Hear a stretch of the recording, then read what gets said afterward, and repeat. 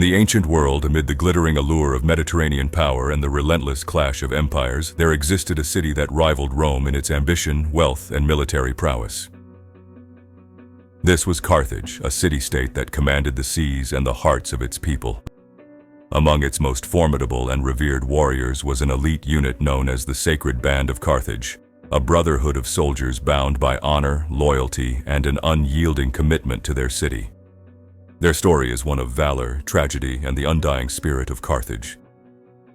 Our tale begins in the 3rd century BCE, a time when Carthage was at the height of its power, its influence stretching across North Africa, Spain, and the islands of the Mediterranean. The Sacred Band was created as an elite force composed of the noblest and most courageous sons of Carthage. These men were not just soldiers, they were the epitome of Carthaginian virtues, bravery, discipline, and unwavering loyalty to their city and its gods. Each member of the Sacred Band was selected for his exceptional fighting skills and noble birth, making this unit not only a military force but also a symbol of Carthaginian pride and aristocracy. They were heavily armed, wearing gleaming bronze armor and carrying long spears and swords. Their shields bore the sacred symbols of Carthage, and they marched into battle with the confidence of men who believed themselves invincible. The Sacred Band's most legendary campaign took place during the First Punic War, a titanic struggle between Carthage and Rome for control of the Mediterranean. It was a conflict that would see the Sacred Band tested to their limits, their loyalty and courage challenged on the blood-soaked fields of Sicily.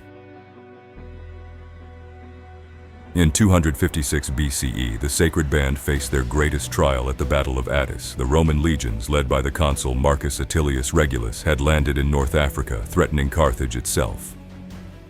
The Sacred Band, along with the rest of the Carthaginian army, was dispatched to repel this invasion. The stakes were immense. Carthage's very survival hung in the balance.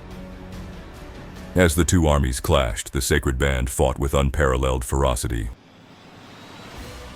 With the sun blazing overhead, the clash of bronze and iron filling the air, the ground shaking with the impact of charging soldiers, it was epic.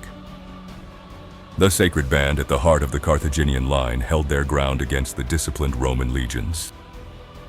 Their spears thrust forward in perfect unison, their shields locked together, creating an impenetrable wall of bronze. Despite being outnumbered and facing the might of Rome, they fought with the desperate courage of men defending their homeland. But the Battle of Attis was not to be a victory for Carthage. Despite the Sacred Band's heroic efforts, the Roman legions proved too powerful, their tactics effective. The Carthaginian army was forced to retreat, and the Sacred Band, though bloodied and battered, withdrew with their honor intact, vowing to continue the fight. Their next test came at the Battle of Tunis, where Regulus sought to deliver the final blow to Carthage. The Sacred Band, once again at the forefront, faced the Roman legions in a battle that would decide the fate of their city. It was a brutal and desperate struggle. The Sacred Band, knowing that defeat meant the fall of Carthage, fought with the strength of men who had nothing to lose. They charged into the Roman lines with a fury that left even the seasoned Roman soldiers in awe. At the Battle of Tunis, the Carthaginian forces, aided by the Spartan mercenary commander Xanthippus, decisively defeated the Roman army. Regulus was captured and taken prisoner by the Carthaginians, marking a significant turn in the First Punic War. Every heart this May morning in joyance is beating full merrily, yet all things must die. The stream will cease to flow, the wind will cease to blow, the clouds will cease to fleet, the heart will cease to beat, for all things must die. All things must die, spring will come nevermore. Eventually, the fury of Rome descended upon Carthage with the sole aim of destruction. The rest is history.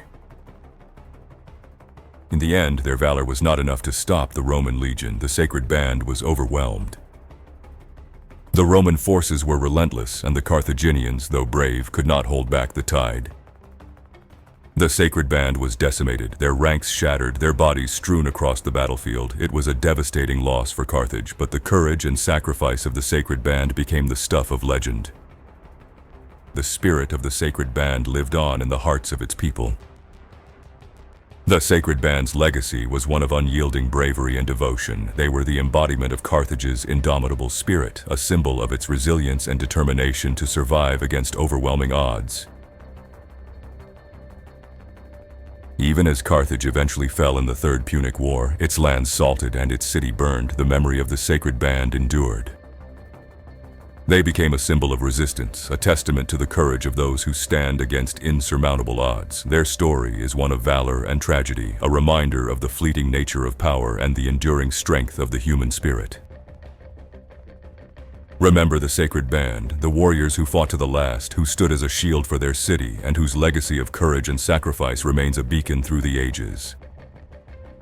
They were more than soldiers, they were the heart and soul of Carthage, and their story is a timeless tale of heroism and honor.